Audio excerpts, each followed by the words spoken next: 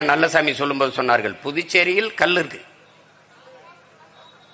கேரளாவில் இருக்கு, ஆந்திராவில் இருக்கு, கர்நாடகாவில் இருக்கு, இந்தியாவில் எல்லா மாநிலங்களிலும் கல் இறக்கப்படுது, விற்கப்படுது. தமிழ்நாட்டில் மட்டும் தடை ஏன்? நான் கேட்டேன், கல் மது சரி தடை, அப்ப டாஸ்மார்க்கில் விற்கிற அந்த பீர், பிராண்டி, ஒயின், ரம், ஜின் எல்லாம் புனித நீரா, கோயிலில் கொடுக்கிற தீர்த்தமா என்று கேட்டேன். அதுக்கு ஒரு பதிலும் இல்லை. இத்தனை மாநிலங்களில் கல் இறக்கப்படுகிற அனுமதி இருக்கிற போது தமிழ்நாட்டில் மட்டும் தடை எதற்கு? எதற்கு என்றால், என் உடன் பிறந்தார்களே, இந்தியாவை ஆள்கிற எந்த மாநில முதலமைச்சருக்கும் சாராய தொழிற்சாலை கிடையாது. சந்திரா நாயுடுக்கு ஃபேக்டரி இருக்கா? பினராயி விஜயனுக்கு சாராய ஆலை இருக்கா?